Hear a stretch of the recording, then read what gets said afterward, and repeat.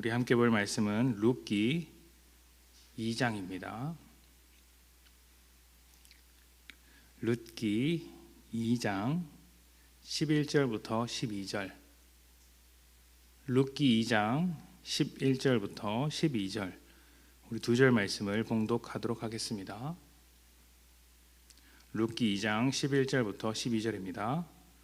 보아스가 그에게 대답하여 이르되 내 남편이 죽은 후로 내가 시어머니에게 행한 모든 것과 내 부모와 고국을 떠나 전에 알지 못하던 백성에게로 온 일이 내게 분명히 알려졌느니라. 여호와께서 내가 행한 일에 보답하시기를 원하며 이스라엘의 하나님 여호와께서 그의 날개 아래의 보호를 받으러 온 내게 온전한 상 주시기를 원하노라 하는지라. 아멘. 신앙생활을 하다 보면 그런 생각이 들 때가 있습니다. 하나님께서 확실하게 나타나셔서 모든 것을 분명하게 드러내셨으면 좋겠다라는 생각입니다. 사람들이 깜짝 놀랄 만한 기적을 보여주시고 또 누가 봐도 인정할 수밖에 없는 축복을 내려주셔서 사람들이 믿는 자를 부러워하도록 만드시면 얼마나 좋을까? 교회를 부러워하도록 만들면 얼마나 좋겠는가. 그렇게 하면 이 답답한 현실 속에서도 그래도 좀 당당하게 살아갈 수 있지 않을까라는 생각입니다. 그런데 아쉽게도 현실은 그렇지 않습니다. 성경에서 보여준 그런 기적들이 우리의 현실에 나타나지 않는다라고 말할 수는 없지만 그렇다고 해서 그렇게 자주 보이는 것도 아닙니다. 사는 건 믿는 사람이나 믿지 않는 사람이나 똑같고 믿는 사람이라고 해서 특별히 돋보이는 삶을 사는 것 같지 않기 때문입니다. 그러니까 비슷한 삶을 살아가죠. 사실 성경에서 이 기적적인 사건들은 생각보다 자주 등장하진 않습니다. 제가 정확하게 따져본 건 아니겠지만 아마 확률적으로 산술적으로 한 1%도 안 될 것이라고 생각합니다. 워낙 강렬하기 때문에 우리가 기억하는 것이지 따져보면 우리가 기억하는 것이 우리 기억하고 있는 몇 가지가 성경에서 기록하고 있는 기적의 전부라고 말할 수 있죠. 성경에는 사실 기적보다 훨씬 더 많은 분량의 일상생활이 기록되어 있고 그 생활 속에서 하나님의 일하심과 계획을 발견하는 사람들의 이야기가 담겨 있습니다. 룻기도 그렇습니다. 룻기에는 하나님께서 일하시는 장면이 직접 드러나지 않습니다. 선지자나 사사와 같은 사람이 등장해서 메시지를 선포하지 않습니다. 오히려 아주 평범한 그 당시의 생활 모습을 보여주고 있습니다. 평범한 인생의 이야기를 할 뿐이죠. 그래서 어떤 사람들은 룻기를 아주 읽기 편한 책이라고도 합니다. 다른 책처럼 해석을 하거나 따져보거나 뭘 알아야 되는 것이 아니라 그냥 고민할 필요 없이 읽으면 되기 때문이죠. 그렇기 때문에 룻기가 우리에게 위로가 된다고 생각을 합니다. 대단한 일보다 평범한 일상으로 가득한 우리의 삶이 룻의 이야기와 굉장히 닮아 있기 때문이죠. 룻은 어려운 상황에서도 하나님께서 보시기에 선한 삶을 살았습니다. 어렵지만 시어머니를 돌보고 자기에게 주어진 삶을 훌륭하게 살아냈습니다.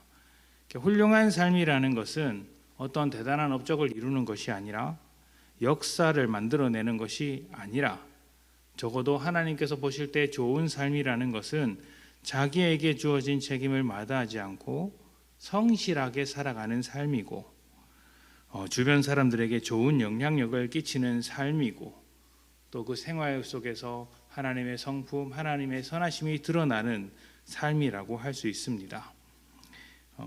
그런 인생에겐 막 돋보이는 그런 장면들은 보이지 않을지라도 하나님께서 충분히 축복하시고 하나님의 계획의 중요한 부분을 맡기신다는 것이 룻기의 핵심이라고 할 수 있죠. 룻은 몰랐을 겁니다. 그러나 그의 인생을 통하여서 다윗이 나올 줄은 이제 하나님만 알고 계셨던 것이죠. 무엇보다 이 룻기가 배경이 되는 시대는 사사기 시대입니다. 우리가 사사기에 대해서 새벽에도 잠깐 나눈 적이 있는데 사사기의 결론이 각자 자기 옳은 대로 행하였다라는 것이죠. 하나님은 없고 자기 뜻대로 살더라.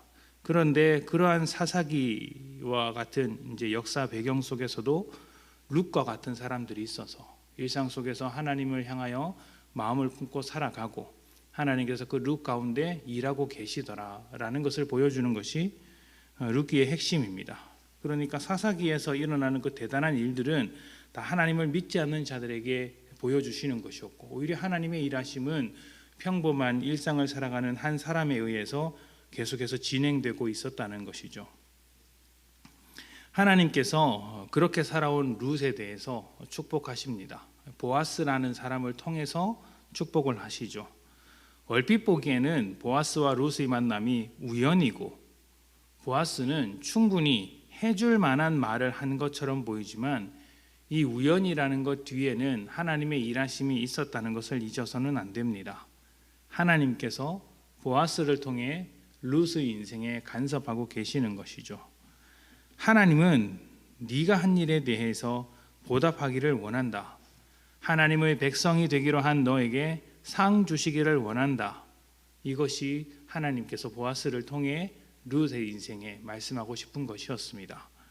룻이 대단한 업적을 이룬 것은 아니었습니다.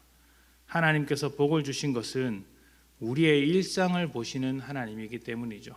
룻은 그냥 자기에게 주어진 삶, 힘든 삶이지만 그것을 성실하게 살아낸 것뿐이지만 하나님은 그 힘든 삶을 살아가면서도 선한 모습을 잃지 않는 룻을 축복하고 계신 것이죠. 작은 일, 평범한 일상 속에서 우리의 삶을 보시는 하나님께서 작은 일에 잘하는 사람, 평범한 삶을 하나님의 뜻대로 살아내는 사람, 그렇게 하나님의 성품을 드러내고 하나님의 선하심을 세상 가운데 보여주는 그런 사람을 더 기뻐하시고 축복한다는 것을 룻을 통해서 우리가 발견할 수 있었으면 좋겠습니다. 오늘 우리가 살아갈 일상을 한번 가만히 생각을 해보십시오. 반복되는 일상이 새로워질 수 있는 힘은 우리에게 있습니다. 늘 반복되는 것 같지만 그 반복되는 일상을 하나님의 축복으로 채울 수 있는 힘이 믿는 자들에게 있다는 것이죠. 하나님의 축복으로 채우는 일상이 될 것인가, 아니면 아쉬움과 실망으로 채우는 일상이 될 것인가, 전적으로 우리에게 달린 것입니다. 대단한 일을 하는 것도 중요하지만 또 하나님께서 내게 그런 일을 맡기신다면 마다하지 않고 달려가야 하겠지만 항상 그런 일을 하는 것은 아니죠. 일상 역시 그 대단한 일 가운데 하나라는 것을 인지하시고 우리의 일상을 통해 일하시는 하나님을 생각하시며 그 삶을 하나님의 축복으로 만들어가는 복된 여러분들이 되셨으면 좋겠습니다. 여러분이 만나는 모든 일상 속에서 또 그 일상 안에서 만나는 모든 사람들에게 축복의 통로라는 사실을 잊지 마십시오. 여러분이 하나님께서 주시는 축복의 통로가 되어서 수많은 사람들에게 은혜를 전하는 귀한 여러분의 삶이 되시기를 축복합니다. 함께 기도합니다.